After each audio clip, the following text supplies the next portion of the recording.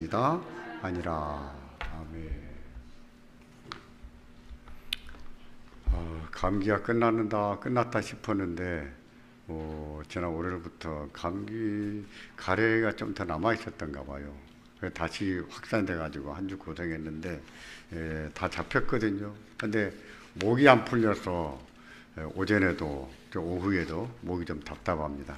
여러분도 듣기에 답답하시겠지만 이해를 부탁드립니다. 이제 오늘은 여호수아, 그리고 그 다음에 뭐가 나오지요? 사사기. 그 다음에 뭐가 나옵니까? 룻기. 자, 이 세 권 성경에 대해서 강론할 겁니다. 먼저 조금 정리를 하겠습니다. 창세기부터 신명기까지, 유인문 다 받으셨나요? 예. 간단하게 정리해보면 창세기에서 중요한 것은 몇 가지, 한 세 가지 정도로 줄여서 말씀드립니다. 첫 번째는 천지창조와 구원의 섭리에 대해서 말씀을 합니다. 창세기에서 제일 먼저 말한 게 무엇입니까? 천지창조주요. 아담과 하와가 범죄하여 타락했지만 하나님께서는 그들을 찾으셨고 짐승의 가죽으로 옷을 입히셨죠. 그들이 죄를 짓고 부끄러워하는 그들에게 하나님이 찾아가셔서 그들에게 짐승을 잡아서 옷을 입히셨다고요. 그 짐승이 무슨 짐승이에요? 뭐예요? 양입니까? 몰라요. 성경에 안 나옵니다. 그냥 짐승이에요. 근데 그것을 가리켜서, 그 사건을 가리켜서 뭐라고 부른다고 했습니까? 원복음이라고 해요. 그러니까 하나님께서 죄인을 구원하신다고 하는 계시가 나타나는 것 중에 첫 번째 계시예요. 그래서 원복음 이런 말을 씁니다. 이 사건이 창세기에서 중요한 사건 가운데 하나입니다. 두 번째로 아브라함의 부르심이지요. 아브라함의 부르심이 12장에서 나오지요. 11장에 무슨 사건이 있었습니까? 바벨탑 사건이 있었죠. 바벨탑에서 사람들이 탑을 쌓아서 뭐 하려고 했던 거예요? 우리가 하늘의 꼭대기까지 타서 우리가 흩어짐을 면하자. 그러니까 하나님께서 흩어져라 했는데 흩어짐을 면하자, 흩어지지 말자 이랬다고요. 그들의 말한 것을 보면 하나님의 말씀과 반대되는 것을 볼 수 있어요. 11장의 그런 상황, 인간이 하나님을 도전하고 대적하던 그런 세상에서 누구를 부르셨어요? 아브라함. 그게 창세기 12장 사건입니다. 12장은 11장과 이렇게 데칼코마니 반대되는 모습으로 딱 반대가 돼요. 그래서 12장을 볼 때는 11장과 이렇게 비교해서 봐야 됩니다. 하나님께서 그에게 언약을 주시잖아요. 내가 너에게 지시할 땅으로 가라. 내가 너를 큰 민족을 이루게 하겠다. 너를 축복하는 자에게 내가 축복을 하고 너에게 저주하는 자에게 내가 저주하겠다. 이러시잖아요. 그 말씀은 하나님이 지키신다는 거예요. 하나님이 이루시는 나라. 하나님이 정하신 땅에서 하나님이 큰 민족을 이루고 하나님께서 다스리시는 나라. 뭘로 다스리십니까? 말씀으로. 그게 뭐예요? 그게 하나님 나라죠. 땅이 있고 큰 민족이 있으니까 그게 이 땅에 존재하는 동안 우리는 뭐라고 부른다고요? 교회다. 이렇게 부르죠. 교회는 하나님께서 하나님 말씀으로 다스리세요. 그래서 교회에서 제일 중요한 것은 뭡니까? 목사의 말입니까? 당의 결정입니까? 목사의 말과 당의 결정에 따라야 되지만 그것이 하나님 말씀과 일치되지 않을 때는 우리는 그것을 거부할 수가 있는 거예요. 따라서 당회도 항상 하나님 말씀과 일치한 결정을 해야 돼요. 그렇지 않으면 거부를 당하죠. 거부당하고 나면 기분 좋습니까? 기분 좋은 일이 아니지요. 이게 중요한 거예요. 하나님 말씀으로 다스려지는 나라, 그게 교회인 거예요. 때문에 저 교회가 참된 교회냐 아니냐를 말할 때 세 가지를 본다고 했었죠. 무엇입니까? 하나님 말씀이 온전히 선포되는가? 성례가 합당히 시행되는가? 그 다음에 권징이 시행되는가? 권징이 시행되는 것도요, 절차에 하자가 있으면 나중에 무효 처리됩니다. 권징도. 그러니까 절차를 따라서 권징을 해야 돼요. 그것도. 나중에 그 사람이 권징 당하면 불복을 해가지고 노예다가 항소하고 총위까지 가면 절차에 하자가 있으면 전부 다 무효 처리돼 버려요. 그러니까 당회도 권징을 할 때도 절차를 따라 잘해야 되는 거예요. 그 절차가 어디에 나옵니까? 성경에 나와요. 누군가 뭐 잘못했을 때는 가서 권면하고, 그래도 듣지 않거든 한두 사람 데려가서 하고, 그래도 말을 듣지 않거든 교회에서 보고해서 교회에 가서 교회가 권징하고, 그래도 말을 듣지 않으면 뭐같이 여겨라?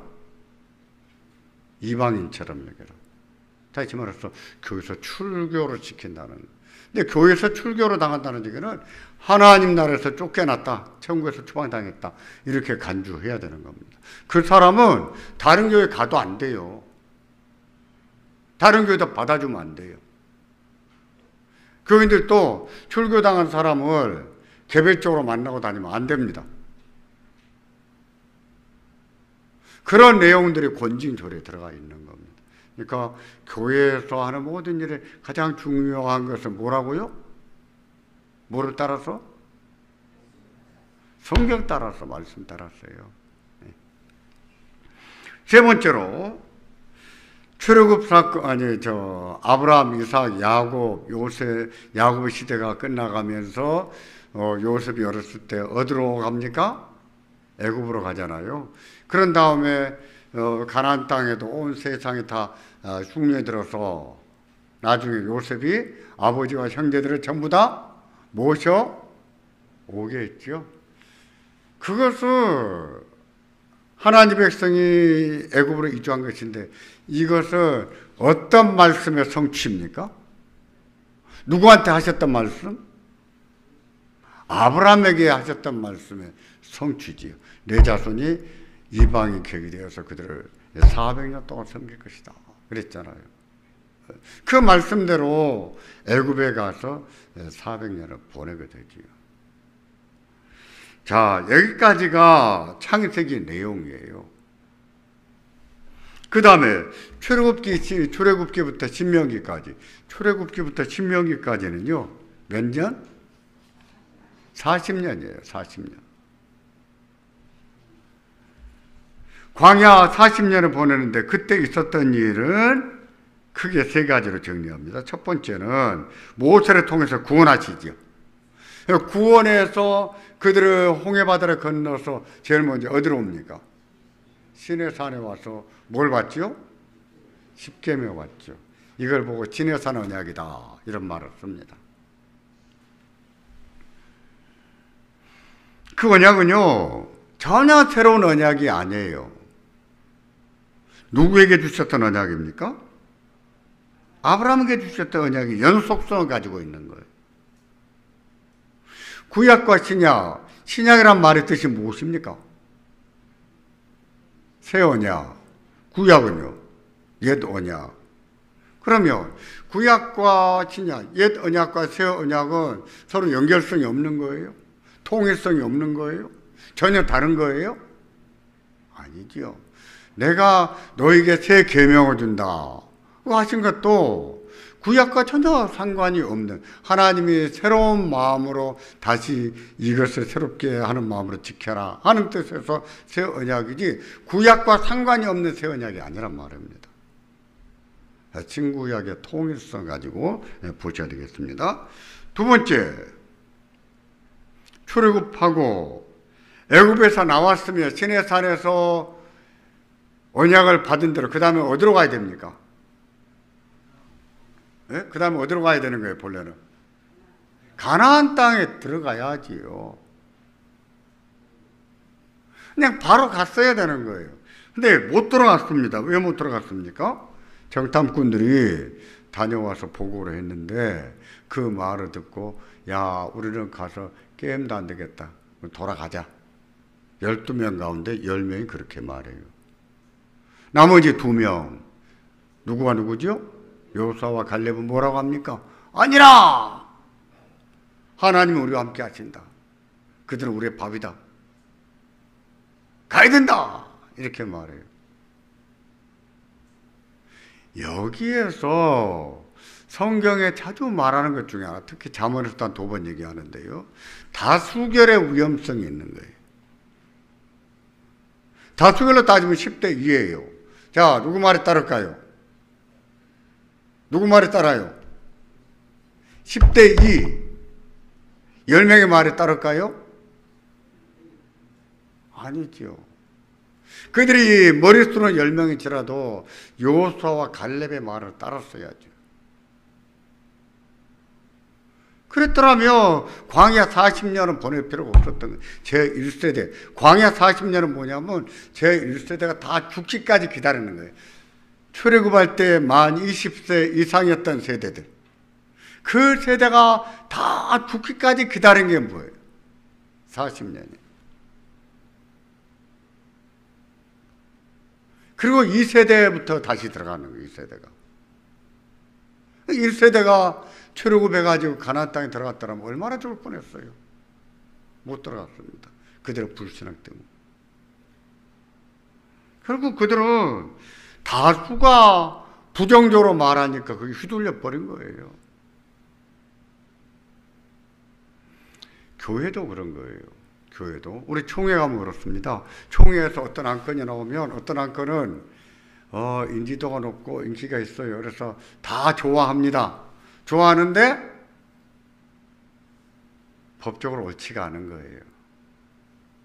압도적일지라도. 그때 누군가가 한 명이 법이요! 이렇게 말하면 다 좋아했던 거 필요 없습니다. 다 기각이에요. 그리고 그 법대로 따라갑니다. 그럼 법대로 절차 다시 밟아갑니다. 하고 다시 진행해요. 교회도 마찬가지예요. 교회도. 10명이 우리 좋습니다. 우리 그게 좋아요. 그렇게 합시다. 이렇게 말했을지라도 어떤 누군가가 껴있는 사람이 그것은 성경에 어떤 말씀 볼 때 옳지가 않습니다. 하나님 말씀이 이게 옳습니다. 이렇게 해야 됩니다. 라고 말했을 때 그것이 옳다면 10명이 여기를 기각하고 그 한 명을 따라가야 되는 거예요. 그게 교회예요. 교회와 세상과 다른 점이 그게.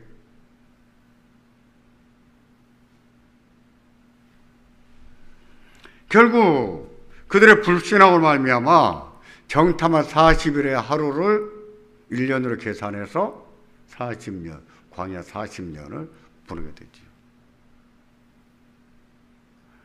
그들의 40년 보내는 동안도 끊임없이 불신앙과 불순종으로 일관하잖아요. 그러고 보면 늘 부정적인 사람은 늘 부정적인 거예요. 불신앙적인 사람은 늘 불신앙이기 쉬워요. 보세요. 그 광야를 지나가서 바로 통과해서 가나안 땅에 들어가자. 하나님 우리와 함께 하신다. 이긴다. 갔더라면 광야 40년 필요 없어요. 제1세대가 가나안 땅에 들어갔다고요. 적과 꿀이 흐르는 땅. 근데 그때 자기들의 불순종으로 40년 동안 유배를 당하잖아요.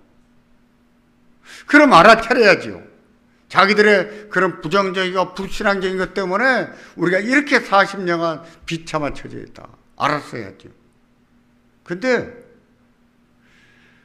그것의 교훈을 받지 않는 거예요. 끊임없이 껌껌이 반대하고 부정적으로 불신앙으로 행하다가 어찌 죽습니까? 다 비참하게 죽잖아요. 그러니까 40년의 역사는 한편을 보면 제1세대의 죽음의 역사예요. 땅이 갈라져서 죽기도 하고 불뱀 물려서 죽기도 하고 40년은 그겁니다. 40년은 제1세대의 비참한 역사입니다. 그리고 40년이 끝났습니다. 끝나고 이제 가나안 땅에 들어가야 돼요. 가나안 땅에 들여보내기 위해서 너희는 너희 아버지처럼 하지 마라. 너희는 가나안 땅에 들어가던 너희 할아버지처럼 하지 마라. 하고 가르치는 성경이 뭐예요? 그게 신명기예요. 그랬다가는 너희 아버지처럼 너희 할아버지처럼 했다가는 너희는 가나안 땅에 가서 너희도 쫓겨난다. 그게 신명기예요.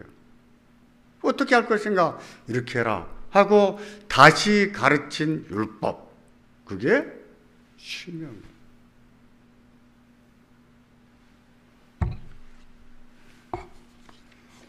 이 40년 동안에 기록된 성경, 40년의 내용을 신명기까지 포함해서 40년에 있었던 이들을 기록한, 하나님의 말씀을 기록한 성경이 무엇입니까? 네? 출애굽기, 레위기, 민수기, 신명기지요. 여기 성경에, 이 네 권의 성경에 여기저기서 자주 나오는 것 중 중요하게 다른 것 중에 하나가 세 번째 교훈, 성막과 제사장과 제사제도. 지난주에 배운 거죠? 예. 출애굽기, 레위기, 민수기, 신명기가 성막과 제사장과 제사에 대해서 가르칩니다. 신명기는요, 가나안 땅 정복에 나서는 출애굽 제2세대를 위한 모세의 두 번째 율법 강론이에요. 자, 그리고 나면 모세도 죽고 가나안 땅에 들어갈 때 새로운 지도자가 나타납니다. 누굽니까? 여호수아입니다. 여호수아와 가나안 정복 전쟁이 나오는데 그게 바로 여호수아서입니다. 아브라함과 맺은 언약은 창세기 11장의 바벨탑 사건을 통해서 알 수 있듯이 죄로 만연한 창조 세계를 원상태로 되돌리기 위한 하나님의 계획이었어요. 뭐가? 가나안 땅 정복은. 다시 말씀드릴게요. 가나안 땅 정복은 창세기 11장에 무슨 사건이 있었다고요? 바벨탑 사건. 바벨탑 사건에서 볼 수 있었던 것은 무엇입니까? 불신앙으로 말미암아 죄가 만연한 세상이었잖아요. 인간 중심의 세상, 인본주의 세상. 그것을 되돌리기 위해서 누구를 선택했어요? 아브라함. 그의 자손들을 통해서 이뤄나갔습니다. 이것은 에덴의 회복이다. 이렇게 봐요. 낙원, 낙자가 무슨 낙자입니까? 네, 기쁠 낙자예요. 근데 여호수아서를 통해서, 정복전쟁을 통해서 하나님 백성들에게 주고자 했던 것은 뭘까요? 뭘까요? 안식입니다. 안식. 하나님이 안식을 주시고자 했던 거예요. 그러니까 가나안 정복 전쟁은, 그것은 바벨탑 사건을 통해서 죄로 만연해진 창조 세계를 원상태로 회복하는 것이었다. 이렇게 보는데, 그 언약을 약속의 땅에서 시행하기 위한 지도가 전쟁이었어요. 가나안 정복 전쟁. 그 땅은 에덴 동산처럼 가나안 땅을 말합니다. 하나님께서 자기 백성과 함께 살고자 하는 세상이었어요. 하나님이 자기 백성들과 함께. 하지만 가나안 땅을 정복하는 것은요, 여간 어려운 일이 아니었습니다. 뭐 때문이었을까요? 뭐 때문에 힘들었을까요? 먼저는 그 원주민들의 반발, 그렇죠? 그들의 강포함과 불신함과 타락한 문화. 우리가 그 시대의 문화를 모르면, 왜 하나님이 그렇게까지 진멸하게 하셨는가 이해를 못해요.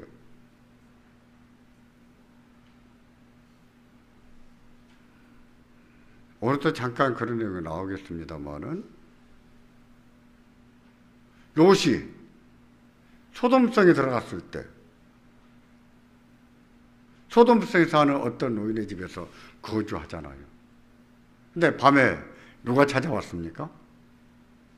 그 성에 거하는 남정네들이 찾아와. 노인부터 해서 어린애들까지 남자들이 찾아와. 롯의 그 집에 온 손님, 롯은 남자라는 것을 이 사람들이 다 알아요.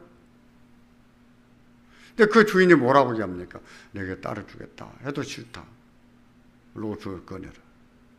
우리가 그와 상관하겠다. 이런 말을 쓰죠. 구약에서 상관한다 이 말은 어떤 용법으로 쓰이냐면요. 성적 관계에서 쓰이는 말이에요. 그러면 이 남자들이 왜 남자를 끄집어내라고 해요? 이건 뭐예요? 동성애지. 소돔과 고모라는 벌써 그 시대에 동성애 만연했어요. 동성애가 오는 우리 시대 일이 아니에요. 헬라 같은 경우는 전쟁에 나가는 군인들한테 동성애를 권장했다 그래요. 동성애라면 더 과연 뭐 강해진다 이런 식으로 해가지고 아마 욕망을 해소하기 위해서 그렇게 했는가 싶기도 하는데 그랬다고 해요. 어제 오늘의 얘기가 아니에요. 그러니까 그 당시의 문화가 얼마나 타락한 문화였는가 하는 것을 안다면 왜 하나님이 이렇게 심판하셨을까 좀 이해할 수 있다는 얘기입니다. 지금도 그래요. 우리나라도 지금 동성 결혼을 하락해라 하면서 하고 봄이 되면 퀴어 축제, 서울 광장 앞에서 퀴어 축제하고 이제는 막 전국 돌아다니면서 퀴어 축제를 하잖아요.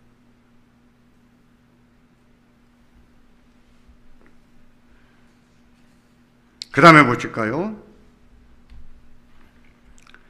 그 땅을 차지하는 것은 어려운 일이라고 했는데 먼저는 뭐 때문이라고 했습니까? 가나안 사람들의 광포함과 타락한 문화, 불신앙 이런 것 때문이에요. 근데 보다 근본적으로 가나안 땅을 점령하는 것 더 힘들게 하는 것은 뭐였을까요? 하나님 백성들이죠. 하나님 백성들의 굳어진 마음. 목이 곧은 백성 그 말이 그런 뜻이에요. 마음이 굳었다 그런 뜻이에요. 아침에도 말씀드렸잖아요. 어리석은 젊은이를 유혹하는 음녀가 문제가 아니라 그 아버지는 누구한테 더 문제가 있다고 생각하는 거예요? 아들에게. 그래서 음녀한테 탓하지 않고 자기 아들을 교육시키잖아요. 아들을.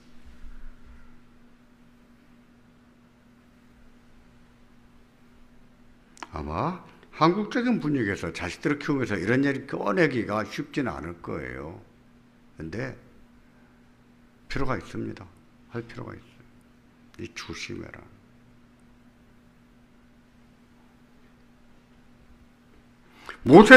모세도 가나안 사람들의 광포 불신앙 타락한 문화보다도 하나님 백성들의 곧은 마음, 곧은 백성들, 마음이 곧은 자들 그것 더 문제로 삼았는데 모세도 여호수아도 마찬가지였어요. 모세는 신명기 강론을 마치면서 너희가 필경은 쫓겨날 것이다. 그 땅에서. 모세는 어떻게 알았을까요? 네? 모세가 앞으로 되어질 일을 미리 내다보고 알았을까요? 인간의 타락한 마음을 볼 때 그렇다는 거죠. 타락한 마음 볼 때 너희는 필경은 쫓겨날 거야. 쫓겨났습니까? 안 났습니까? 쫓겨났죠. 그게 바벨론 유배 아닙니까? 여호수아도 마찬가지입니다. 여호수아도 필경은 여호와께 불순종할 것이다 하는 것을 내다봤어요. 여호수아는 죽기 전에 언약을 갱신하면서 백성의 맹세를 듣고도 너희가 여호와를 능히 섬기지 못할 것이다 이런 말을 합니다. 왜? 너희의 굳어진 마음 때문에. 그러고 보면 왜 예수님이 날마다 십자가를 져라, 왜 날마다 죽으라 그랬는가를 알 수가 있겠죠. 왜 날마다인가? 왜 날마다 기도해야 되는가? 왜 날마다 성경 봐야 되는가? 일요일날 예배당에 가서 성경 한번 봤으면 됐지.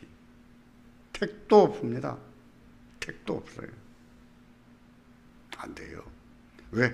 그만큼 우리는 부패성이 강해요. 우리 부패성이 강해서 날마다 성경 보고 날마다 기도하지 않으면 우리는 부패한 본성대로 살기가 쉬운 자들이에요. 그런 역사, 그런 반복되는 역사는요, 사사시대와 열왕기 시대에도 반복됩니다. 결국 열왕기 시대 말기에 이스라엘은 누구한테 망합니까? 북왕국은 누구한테 망해요? 아수르한테. 남왕국 유다는 바빌론에게. 70년 후에 돌아올 것이다 그랬죠. 누가 그 말했습니까? 예레미야가. 그 말대로 돌아왔습니까? 안 돌아왔습니까? 돌아왔어요. 돌아왔지만 예전처럼 국가교회로서 영광을 누리지는 못했습니다. 다윗 시대처럼, 히스기야처럼 그런 시대처럼 국가적으로 영광을 구현하지를 못했어요. 그냥 지리멸멸하다가 그러다가 헬라한테 다 흡수당해버리고 그 뒤에 로마로 다 흩어져 버리고 그렇게 오죠. 그리고 1948년에 와서야 독립하죠, 이스라엘이. 지금의 이스라엘과 교회는 상관이 없습니다. 괜찮아요, 그래도. 왜? 그렇게 되는 것이 하나님의 뜻이에요. 무슨 말일까요? 하나님 나라가 이 땅에 존재하는 것은요, 영원한 것이 아니라 일시적이고 부분적인 것이기 때문에. 하나님 나라는 영적인 나라예요. 영적인 나라이고 창세기와 사사기, 열왕기 시대가 보여주는 것처럼 예수 그리스도가 오심으로 완성되는 것이지 이 땅에서 예수님이 오실 때처럼 완성되는 것은 아니에요. 다시 말해서 예수님이 오실 때까지는 교회는 항상 불완전하고 뭐가 확정적 보장된 게 없다는 거예요.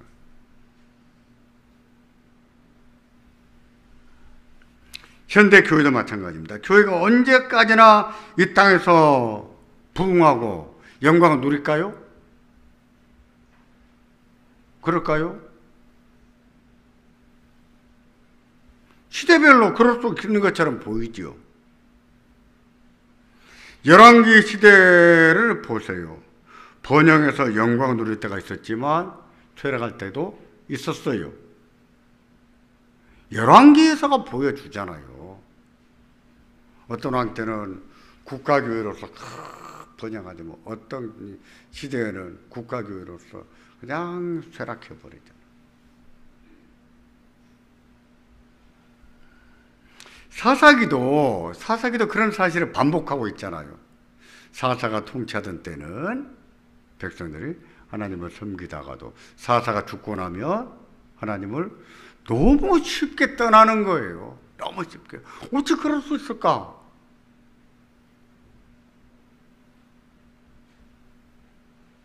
열왕기나 사사기는요, 다른 것 보여주는 거 아니에요. 사사들이 이렇게 용맹했다, 뭐, 삼손이 뭐, 힘 이렇게, 그게 문제가 아니에요.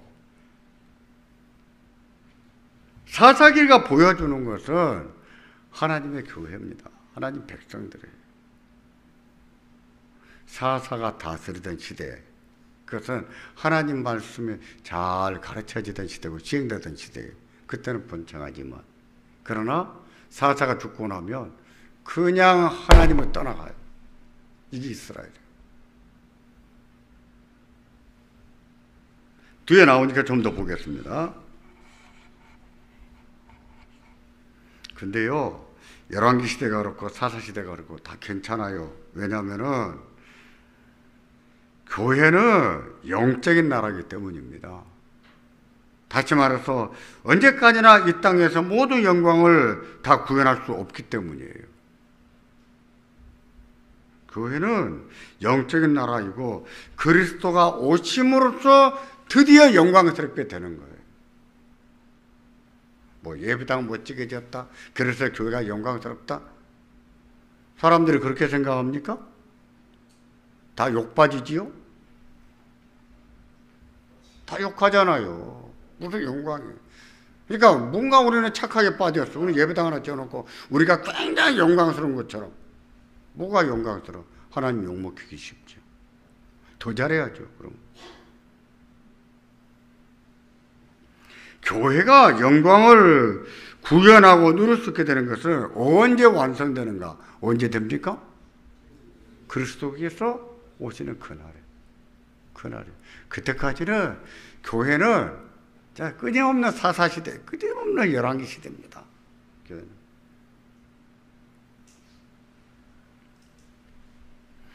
우리는 그럼 어떻게 되는가? 그때까지는 견뎌야 됩니다. 그때까지는요, 치열하게 싸워야 돼요. 진리 싸움 해야 돼요. 그때까지는 안 믿는다고 난리를 쳐도 복음을 전해야 돼. 복음을 전해줘야 돼.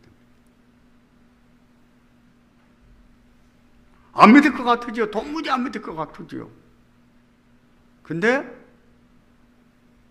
하나님이 믿게 하는 자가 있습니다.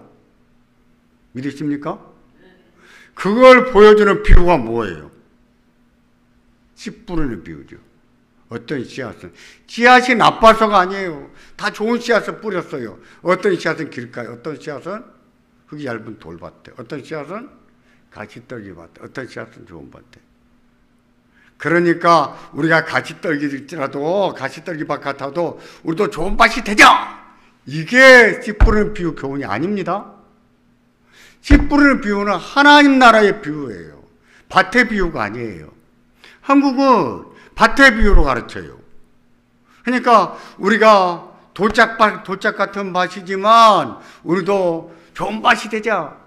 아니에요. 돌밭에 뿌려진 씨앗은 죽었습니까? 안 죽었습니까? 죽었어요. 가시떨기 밭에 뿌려진 씨앗은요, 죽었어요. 열매 한 톨도 못 맺었습니다. 많은 씨앗들이 그렇게 죽어가지만 그런가 하면 하나님이 싹이 나고 잘 자라게 해서 꽃이 피고 열매를 맺되 100배, 60배, 30배 열매를 맺게 하는 일이 있다 하고 보여주는 것이 씨 뿌리는 비유입니다. 하나님 나라 비유예요. 밭의 비유가 아니에요. 밭의 비유를 생각하니까 우리는 길가에 밭일지라도 좋은 밭이 되자. 항상 이런 식으로 우리가 이해를 하죠. 은혜가 되지요. 뭔가 도저히 되는 것 같죠. 아니요. 그 얘기가 아니에요. 그런 밭에 뿌려진 씨앗은 다 죽었어요. 열매 못 맺었어요. 좋은 밭에 뿌려진 씨앗만 열매를. 그러면 여담으로 이 씨앗은 뭘까요? 100배 열매를 맺는 씨앗입니다. 무슨 씨앗일까요? 벽씨일까요? 진구리 집사님, 벽씨 한 알이 몇 알을 맺습니까? 한 200, 250알까지 맺는다 그래요. 벽씨는.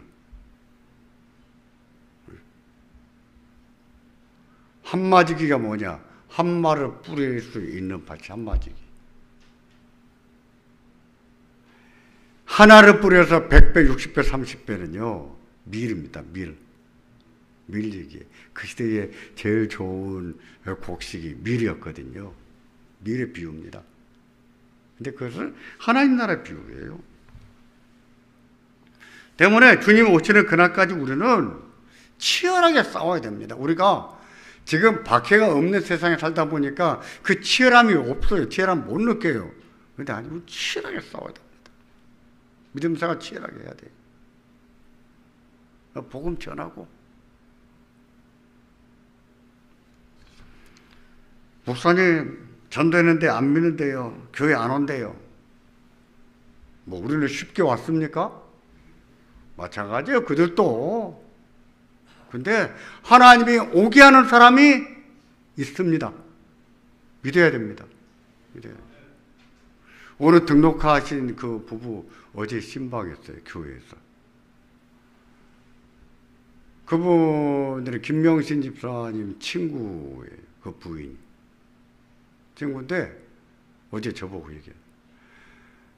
본래는 그분들이 21살까지 교회를 다니면서 김명신 집사를 전도하려고 애를 썼답니다. 그러다 21살 경대에서 교회를 안 다니게 된 거예요. 근데 그러다가 김명신 집사는 결혼하고 우리 교회 나와서 믿음생활 하게 된 것이고, 그러면서 전도 반대가 됐어요. 전도하려고, 친구 전도하려고 기도하고 전도하게 돼. 그렇게 교회를 안 나오는. 그러면서 이렇게 얘기했답니다. 제가 한번 그런 얘기 했었지. 야, 다른 데 가지 마. 우리 교회 와. 나를 봐, 나! 그 말에 그 친구들이, 그래, 니보고 간다. 그리고 우리 교회 온 겁니다. 저보고 얘기합니다. 자기는 그 친구들이 교회, 그 친구 부부가 교회 오는 걸 보면서, 기도에 확신이 생겼다는 거예요.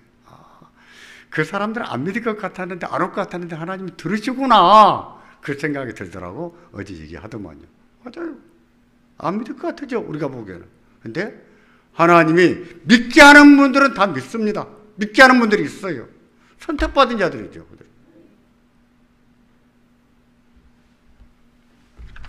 가나안 정복 전쟁은요, 처음부터 마지막까지 여호수아서에 다 기록이 되어 있습니다. 여호수아는 크게 세 부분 알아요. 첫째, 정복 전쟁과 언약 갱신 1장부터 12장까지. 제가 이렇게 친절하게 나눠드리니까 여러분 집에 가시면 여호수아를 읽어봐야 되겠습니까? 안 읽어봐야 되겠습니까? 예? 안 읽어보는 것으로 이렇게까지 만들어서 친절하게 나눠드린 저를 무시하는 거죠. 그죠? 꼭 좀 읽어보셔야 됩니다. 그래 아시죠? 1장부터 12장까지는 정복전쟁과 언약갱신이 있다더라. 그게 아니라 여러분들 읽어보면 맞네? 이게 정복전쟁과 언약갱신이네? 알 수 있다고요. 정복전쟁이 끝난 다음에 뭘 했습니까? 땅 배분했지요. 13장부터 22장까지. 그러면서 마지막에 23장과 24장에 여호수아가 늙어 죽기 전에 하나님 백성들에게 언약 갱신하죠. 맹세를 지키지요. 나와 내 집은 오직 여호와만을 섬기겠노라. 그 말이 거기서 나오는 거예요. 내용을 볼까요? 내용은 이렇습니다. 1. 정복전쟁과 언약행신은요, 길갈에서 진치고 할례를 베푸고 유월절을 먼저 지키거든요. 그 다음에 첫 번째 전쟁이 뭐였냐면 여리고성 전투였어요. 여리고성은요, 가나안 땅의 중부에 있습니다. 그래서 여리고성을 함락시키고 그로 말미암아 중심부로 장악합니다. 그 다음에 에발산에서 언약행신을 먼저 한번 하는데 율법의 도를 새기고 축복과 저주를 맹세케 하는 것이죠. 그러니까 지금 제가 여러분 이렇게 말하지만 여러분 그런갑다 이렇게 넘어갈 겁니다. 근데 여러분 읽어보셔야 돼요. 가서. 네. 세 번째, 에발산에서의 언약갱신. 네 번째, 기브온 주민들이 속이잖아요. 가까운 데 있으면서 머리서 온 것처럼 막 그거 못 먹고 온 것처럼 막 음식도 밥도 그 빵도 썩어 곰팡이 앞에 그런 가져오면서 멀리서 왔다고 속이잖아요. 실은 그들이요 멀리 있는 자들이 아니지요. 근데 그들과 속아서 계약을 맺었는데 그 사건으로 해서 남부를 점령하게 됩니다. 그래서 중부 점령에 의해서 남부로 점령하고 그 뒤에 북부로 점령하게 돼요. 자, 이렇게 해서 가나안 전쟁이 끝납니다. 그럼 다 정복했는가? 정복하지 못한 땅이 있어요. 이번에 정복하지 못한 땅이 있고 그 다음에 땅 배분하고 이어서 도피성 5곳을 정합니다. 도피성이 무엇입니까? 부지 중에 살인했을 경우에 그 원한 매친자의 원한 매친자가 갚기 전에 빨리 가서 피해서 재판을 받을 수 있도록 부지 중에 뭡니까 이거 도끼질하다 도끼가 휙 날아가서 어떤 사람이 맞아 죽었다. 그 가족들이 얼마나 그래 이놈 새끼 죽인다고 덤벼들면 어디로 가야 됩니까? 도피성 가야지. 그래서 재판장이 재판을 받을 수 있죠. 보복을 함부로 못하게. 그 다음에 레위인의 성읍을 정해줍니다. 그리고 아까 말씀드렸죠. 여호수아서의 중요한 주제가 뭐라고요?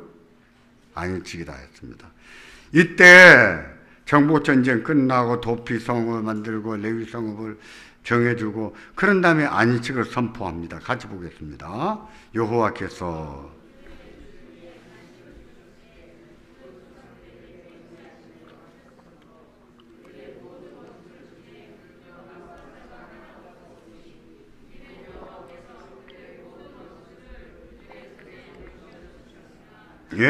여호와께서 안식을 주셨다 선포합니다. 그리고 나서 요단강 동쪽 지파들에게 돌아가라고 하지요. 동쪽 지파는 어느 지파를 말합니까? 루벤, 갓, 므낫세 2분의 1. 그렇죠? 세 번째로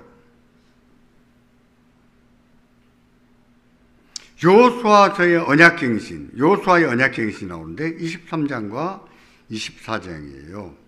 자, 이때가 몇 년경이라고요? BC 1390년. 오늘 사사기까지 끝내려고 했는데 못 끝내겠습니다. 못 끝내기 때문에 다음 시간에 한 번 더 이야기했지만 1390년 기억해 두세요. 나중에 과제를 하나 내겠습니다. 23장 2절부터 3절 먼저 보겠습니다. 여호수아가 온 이스라엘 곧 그들의 장로들과 수령들과 재판장들과 관리들을 불러다가 그들에게 이르되 나는 나이가 많아 늙었도다. 너희 하나님 여호와께서 너희를 위하여 이 모든 나라에 행하신 일을 너희가 다 보았거니와 너희 하나님 여호와 그는 너희를 위해서 싸우신 이시니라. 그러므로 너희는 크게 힘써 모세의 율법책에 기록된 것을 다 지켜행하라. 그것을 떠나서 좌로나 우로나 치우치지 말라. 모세도 죽기 전에 무엇을 가르쳤어요? 뭘 가르쳤습니까? 율법을. 그게 신명기지요. 여호수아도 죽기 전에 뭘 가르친 거예요? 율법을 가르쳐서 갱신, 다시 새롭게 한 거예요. 새롭게. 그리고 14절부터 보겠습니다. 그러므로 이제는 여호와를 경외하며 온전함과 진실함으로 그를 섬기라. 너희 조상들이 강차 쪽과 애굽에서 섬기던 신들을 치워버리고 여호와만 섬기라. 만일 여호와를 섬기는 것이 너희에게 좋지 않게 보이거든 너희 조상들이 강차 쪽에서 섬기던 신이든지 또는 너희가 거주하는 땅에 있는 아무리 족속 신들이든지 너희가 섬길 자를 오늘 택하라. 오직 나와 내 집은 여호와를 섬기노라. 아멘. 어떻게 하겠습니까? 여러분은 뭘 선택하겠습니까? 어떻게 하겠어요? 여호와만을 섬겨요. 그 대답이 그 다음에 백성이 대답하기로 돼. 우리가 결단코 여호와를 버리고 다른 신들을 섬기기를 하지 아니하리니 그날에 여호수아가 세겜에서 백성과 더불어 언약을 맺고 그들을 위하여 율례와 법도를 정하였더라. 이런 내용이 여호수아서에 담겨 있습니다. 이게 여호수아예요. 백성들이 결심했습니다. 우리는 누구만 섬기겠다고? 여호와를 섬기겠다. 그랬을까요? 그랬을까요? 사사기를 보세요. 아니에요. 앞에서 말씀드렸죠. 뭐와 뭐 때문이라고요? 첫 번째는 가나안 땅 사람들의 그 부패하고 타락한 문화, 강포함 때문에. 두 번째는요. 하나님 백성의 고든 마음 때문에. 하나님 백성의 부패한 심성 때문에. 이것 때문에.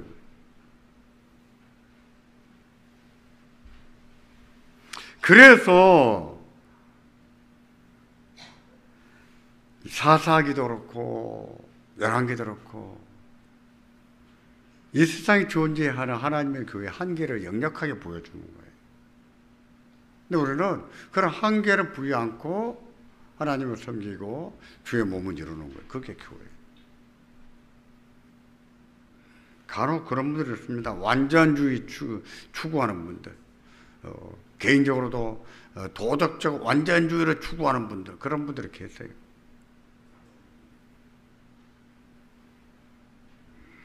제가 아는 분들은요, 그런 분이에요. 근데 아들이 셋이 있는데 딸도 하나 있고, 아들 셋 다가 서울대학교 나왔어요. 이제 셋 다가 목사가 됐어요. 근데 그 셋 중에 둘이 오늘 아침 말씀드린 것처럼 음리한테 넘어가 버렸어요.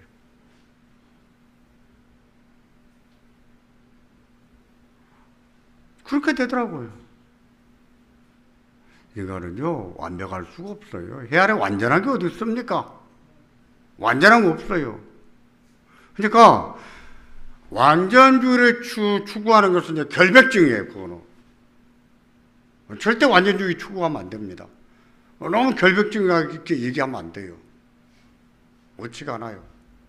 인간은 연약해요.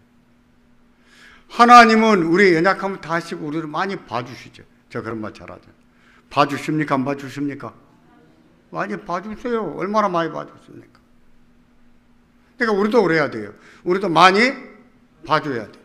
이해해주고, 기다려주고, 품어주고. 이겨먹지 말고. 그렇게 중요한 거예요. 오늘은 여기까지인데요. 과제. 아까 요수아가 언약갱신할 때 그때가 몇 년이었다고요? 1390년이었어요. 근데 사사기 보면 여러분 가지고 있는 3페이지를 보세요.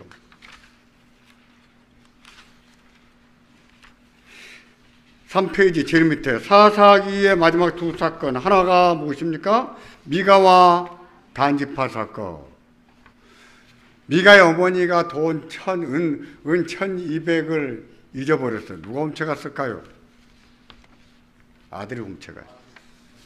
그러니까 엄마가 얼마나 독하게 그냥 저주를 퍼버렸든지 아들이 질려가지고 엄마한테 은을 갖다가 도로 내놨어요. 그러니까 엄마가 하는 말에 여호와께서 우리 아들에게 복을 주실지어다. 그러면서 은 200을 주면서 신상을 만들게 합니다. 자기 집에 신상, 은으로 만든 신상을 만들었어요. 그래서 에봇도 만들고 제사장복도 만들고 뭐가 있어야 됩니까? 제사장이. 근데 제사장이 없는 거라. 없으니까 자기 아들들 가운데 하나를 네가 제사장이라서 아들의 제사장으로 시켰어요. 그러다가 어떤 유다에서 내려온 레위 사람이 지나가는 거 딱 만났는데 너 레위 사람 아니야? 맞다, 나 레위 사람이다. 어디 가냐? 그 얼굴 세자간다. 아, 그러지 말고 네 우리 집 와서 제사장 노릇해라. 그럼 내가 1년에 돈 얼마 주고 옷도 주고 뭐도 주겠다. 그래서 그 레위인을 데려다가 자기 집 제사장을 삼아요. 그러니까 기분이 좋겠어요, 안 좋겠어요? 구색이 맞았잖아요. 그러니까 여호와께서 이제는 복을 주실 것이다 이러는 거예요. 레위인이라고 다 제사장이 됩니까? 그럽니까? 레위인 가운데서 제사장은 누가 됩니까? 아론의 자손만 되는 거예요.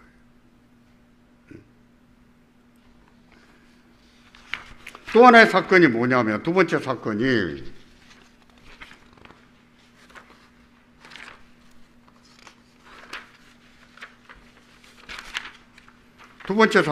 에브라임 산지 한 레위인이 첩을 얻었는데 그 첩이 부정한 일을 행하다가 남편한테 여자먹고 집에 친정으로 도망가 버렸어요. 남편이 가서 첩을 잘 구슬려서 집으로 데리고 왔습니다. 오늘은 왜 이런 얘기가 많습니까?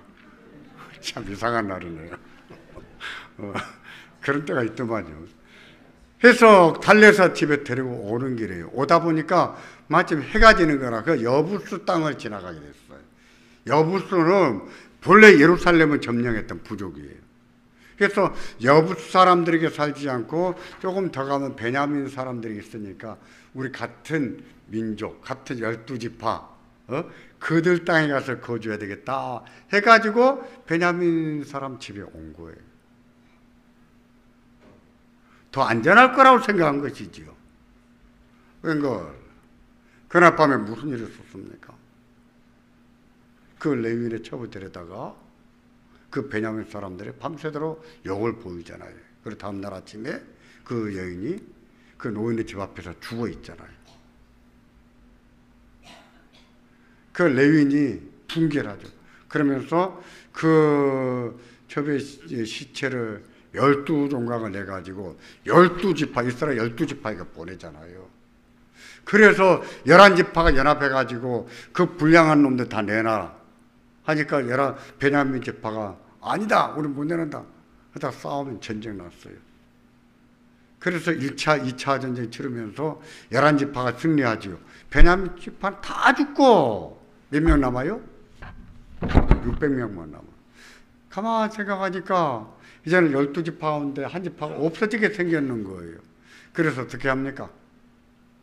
신로에 여인들이 춤추러 올 때가 있는데 그 중에서 그 600명에게 여인을 납치해서 아내로 삼게 합니다.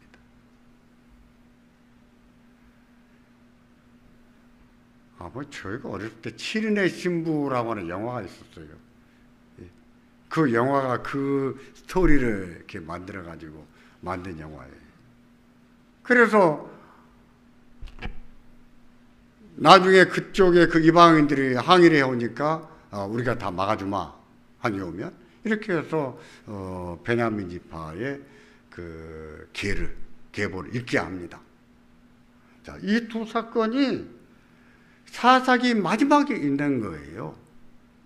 근데 보세요. 문제 제기 밑에 가보세요. 4번.